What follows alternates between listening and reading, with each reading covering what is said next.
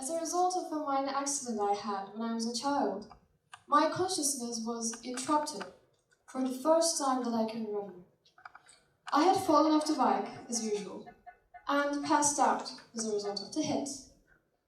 And when I woke up, I felt disconnected from life and almost reborn, besides having quite a lot of pain, of course.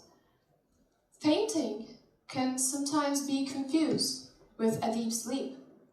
But when you wake up from a deep sleep, the perception of time will settle, maybe with a little bit of confusion at first. But fainting, losing consciousness, is a completely different feeling. I might be unconscious for a few days, or maybe just a few seconds.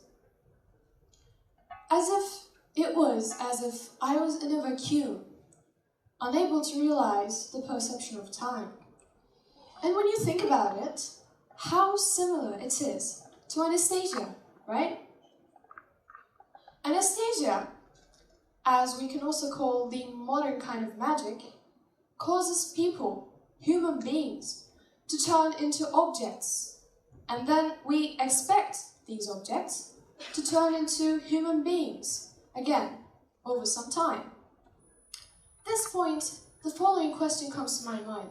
Then what is consciousness and how does it happen? I believe the first stop we come across in search for these answers is to understand the brain. Our brain enables us to experience consciousness thanks to billions of neurons. But I'm not talking about only just an ordinary experience, of course. I'm talking about the conscious experience of exactly this moment and this place right now. But as I said, how does this happen? I believe this question has a really important place in our lives, since our consciousness is everything to us. I want to give you a question to think about.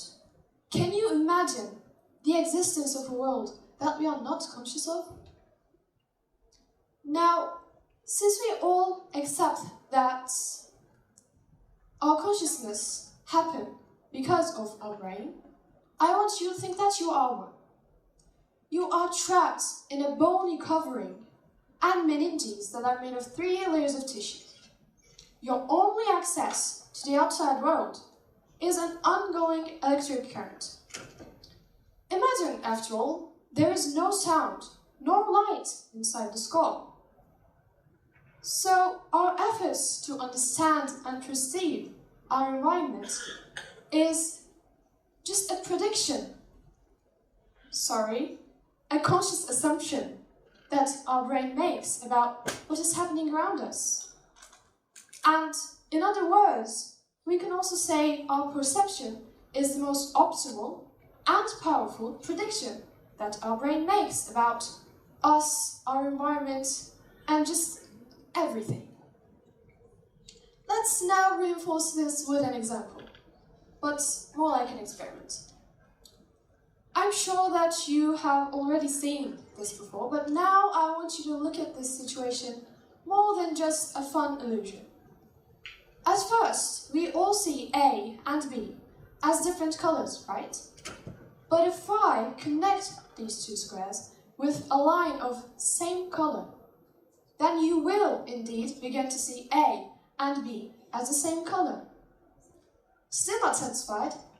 Let me move this line to the side.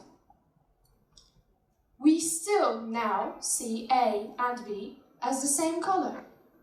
But if I do remove the line once more, then we all see again A and B as different shades of grey.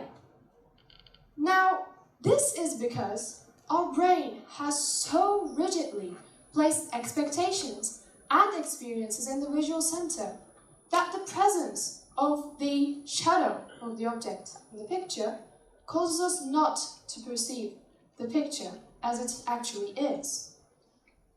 Now let's try how quickly our brain can make predictions about conscious experiences. Let's listen to this sound first.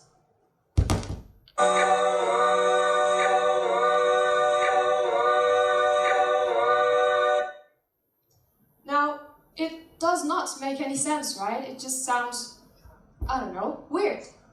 Now, let's listen again for some luck.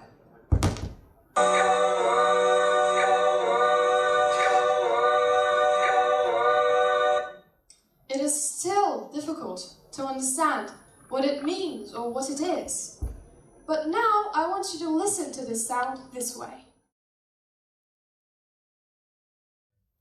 After listening to the sound like this, your brain turns just a random melody into meaningful words, right? But there is no change in the song played. That is, the information transmitted to our brain has not undergone any change. The only thing that has changed is the strongest prediction that your brain makes, namely, which is the state of consciousness.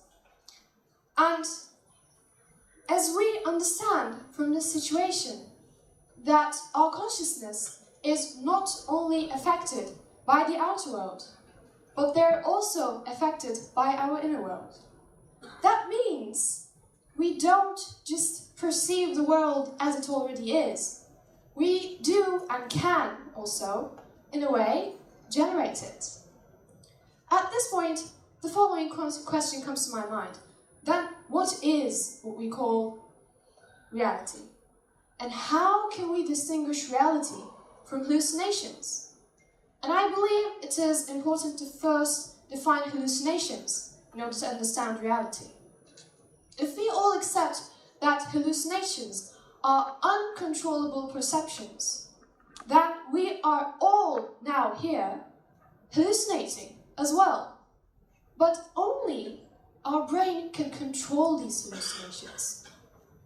And in other words, our brain, using the information we obtain from our environment, can restrict its predictions.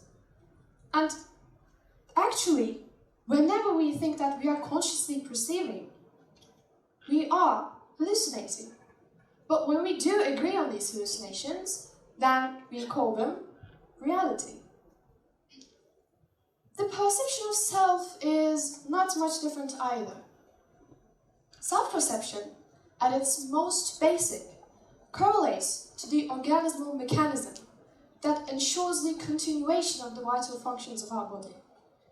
Now, considering that our conscious experiences and the working mechanism of our brain take place in the basis of these body functions, then our existence and perceptions actually emerge from just one single origin, the survival instinct, as always.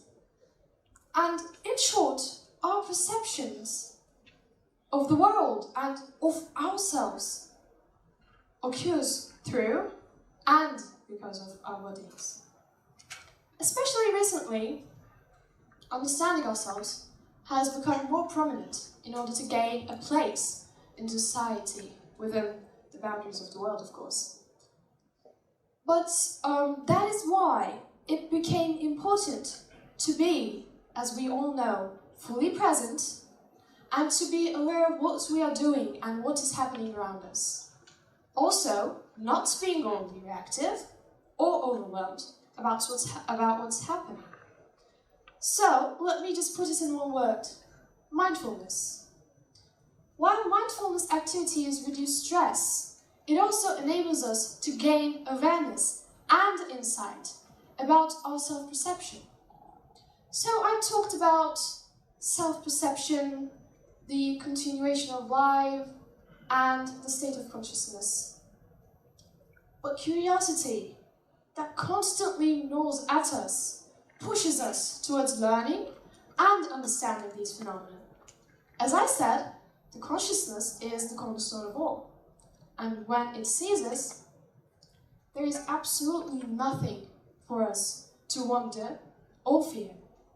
Absolutely nothing at all. Thank you.